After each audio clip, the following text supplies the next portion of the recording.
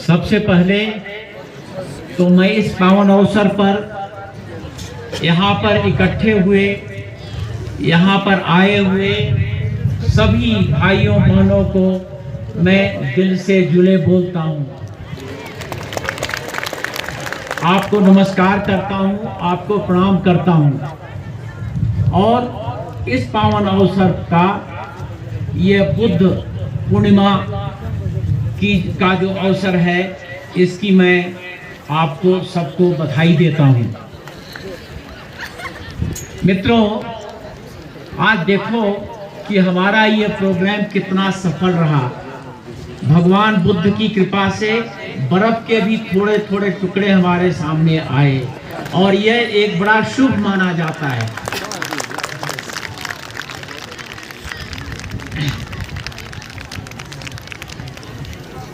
यहाँ पर विराजमान हिज इमिनेंस द्रुकपा थुकसे रिम्पोचे साहब, श्री थोपसन सेवांग साहब जो हमारे प्रेसिडेंट हैं लद्दाख बुद्धिस्ट एसोसिएशन के और एग्जीक्यूटिव मेंबर्स हैं, venerable doctor Dhammapiya secretary general international Buddhist confederation, advocate Shri Tashi Gyalson साहब जो हमारे सीईसी हैं लद्दाख के लेके, श्रीमती रेंचल नामो जो हमारे मेंबर हैं national commission for minority, Shri Stanzin Josphair साहब जो एग्जीक्यूटिव काउंसलर हैं, श्री गुलाम मेहदी साहब एग्जीक्यूटिव काउंसलर, श्री तासी नमग्याल साहब executive councillor, air commodore PK Srivastava जो एयर ऑफिसर कमांडिंग है यहाँ के, प्रोफेसर राजेश रंजन साहब जो हमारे वीसी हैं CIBS deemed to be university के, आचार्य संजन वांगटाक साहब जो प्रेसिडेंट हैं लद्दाख गोम्पा एसोसिएशन और ऑल भिक्खू एंड भिक्खुनीज के, वेनरेबल संघ सेना साहब जो फाउंडर हैं महाबोधि इंटरनेशनल मेडिटेशन सेंटर के, श्री मोहम्मद अशरफ बर्चा साहब जो प्रेसिडेंट हैं अंजुमन इमामिया लेह के, डॉक्टर अब्दुल कयूम साहब प्रेसिडेंट हैं अंजुमन मोइनुल इस्लाम लेह के, डॉक्टर डेचन चमगा साहब प्रेसिडेंट क्रिश्चियन एसोसिएशन लेह के, Shri Balbir Singh president Hindu Mahasabha Leh, Shri Donduk Kashi chief representative officer Sonamling Tibetan settlement, political parties के सभी हेड यहाँ पर हमारे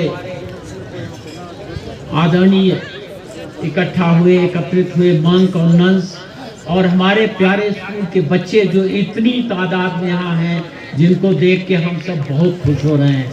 हमारे प्यारे बच्चे जो यहाँ पर स्कूल के बच्चे हैं, मीडिया पर्सन्स, भाइयों और बहनों, मित्रों, सबसे पहले तो मैं ये कहना चाहूँगा कि आज का जो ये इतना पवित्र पावन अवसर है, ये जो वैशाख पूर्णिमा का, बुद्ध पूर्णिमा का, आप लोगों ने इतने अच्छे से इसको ऑर्गेनाइज किया है। हमको तो उम्मीद नहीं थी कि यहाँ पर ऐसा संभव होगा कि इतना अच्छा फंक्शन ऑर्गेनाइज किया गया, इतने अच्छी तरीके से इसमें इसका बंदोबस्त है, लोगों का पार्टिसिपेशन है, लोगों के चेहरे पर खुशी है, लोगों के चेहरे पर एक उत्साह है और लोगों के चेहरे पर एक भगवान बुद्ध के प्रति एक श्रद्धा है।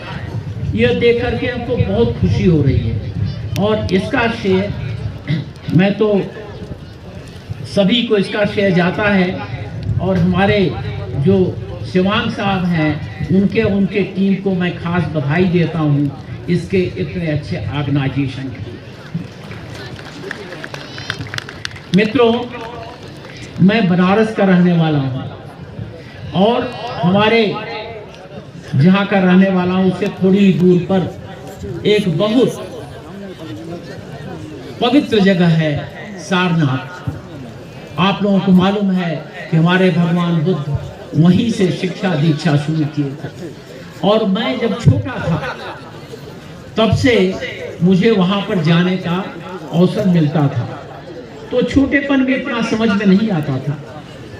तो जब मैं इंटरमीडिएट में पहुंचा तो हमारे टेक्स्ट बुक में, हमारे इंग्लिश के कोर्स में एक किताब थी और किताब का नाम था लाइट ऑफ एशिया, माने कि एशिया की रोशनी। तो हम लोगों ने जब पढ़ा, मैंने पढ़ा उसको, तब मुझे पता लगा कि भगवान बुद्ध क्या थे, उनका त्याग क्या था, क्या उनका अद्भुत रोल था मनुष्य की जिंदगी में। और उससे मैं इतना प्रभावित हुआ कि मैं अभी भी वो लाइट ऑफ एशिया बुक अपने पास रखता हूँ, हमारे पास है वो अभी भी। मित्रों, आप लोगों को मैं भगवान बुद्ध के बारे में तो मैं बताऊंगा तो ऐसा लगेगा कि हम एक सूरज को रोशनी दिखा रहे हैं, क्योंकि आप लोगों को हमसे ज्यादा पता है। लेकिन जो भगवान बुद्ध की त्याग की भावना थी, छोटेपन से राजा के लड़के थे, राजमहल में रहते थे, राजसी सुख था, वो सब छोड़ करके वो चले गए और अपनी बीवी और अपने बच्चे को छोड़ के चले गए, छोटे बच्चे को, उनके साथ उम्र। और किस लिए गए? इसलिए कि मानव का कल्याण कैसे हो, इसके लिए गए। और ये एक बहुत बड़ी बात है। लेकिन जब उनकी शिक्षा दीक्षा सामने आई तो वो शिक्षा दीक्षा बहुत तपस्या के बाद, और उस तपस्या में उन्होंने बड़े संकट, अपने फिजिकल सुख को छोड़ करके तपस्या की, फिर ज्ञान दिया। मित्रों, वो इतना अद्भुत ज्ञान था, इतना बड़ा ज्ञान था, इतना मानव कल्याण के लिए इतना बड़ा ज्ञान था कि वो बुद्ध धर्म हमारे देश में फैलने लगा। नालंदा में, जिसका जिक्र अभी हुआ है, नालंदा में यूनिवर्सिटी बन गई। हजारों की संख्या में वहां टीचर्स, हजारों की संख्या में वहां शिक्षार्थी, और उनके शिक्षा के लिए, उस शिक्षा को ग्रहण करने के लिए विदेश से लोग आने लगे। और वहां शिक्षा का भंडार क्या था? शिक्षा का भंडार अद्भुत, अपार। क्या लाइब्रेरी थी, क्या जगह थी। अभी भी उसके जो खंडहर वहां पर पड़े हैं, आप बिहार में नालंदा में जाएं, देखें तो ताजुब होता है कि उस वक्त इतना यह विकसित था। और वो क्या वक्त था? वो 11वीं शताब्दी, वो 12वीं शताब्दी। लेकिन एक बहुत अनफॉर्चुनेट बात है, बहुत अनफॉर्चुनेट। 1197 में एक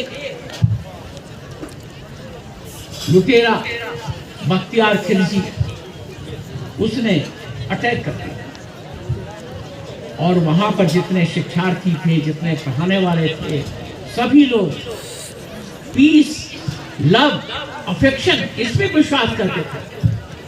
उनके पास तो पत्थर भी नहीं था, छोटे कोई डंडा भी नहीं था। वो तो पीस के लिए रहते थे, पीस के लिए, अफेक्शन के लिए, लव के लिए, कल्याण के लिए वहां पर पढ़ाई होती थी, वहां पर इसीलिए लोग रहते थे। और विदेशों तक यही बात सबको मालूम थी और सब वहां पर इसीलिए। तो नतीजा क्या हुआ कि 1197 में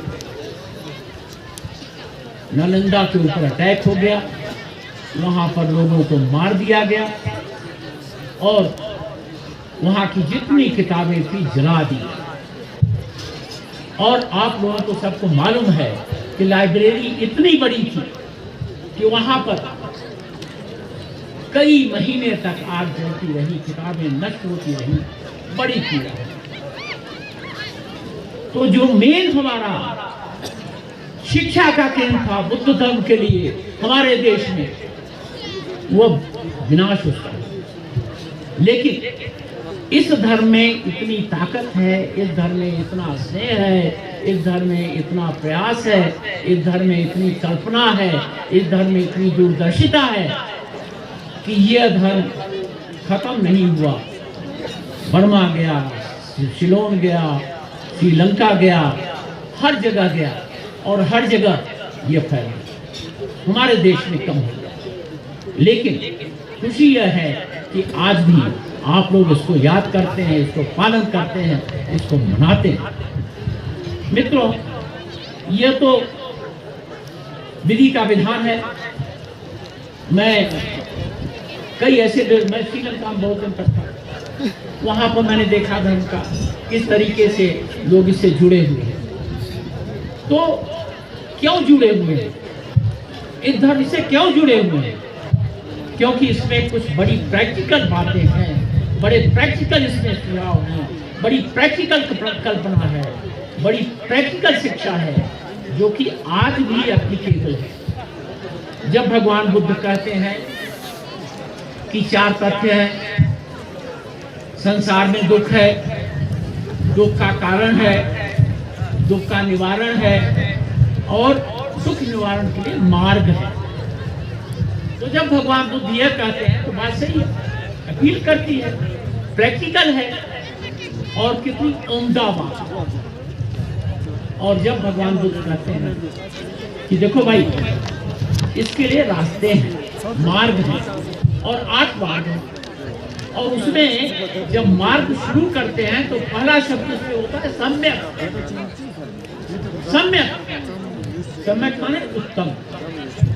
तो भगवान बुद्ध का जो मार्गदर्शन है वो उत्तम से शुरू है।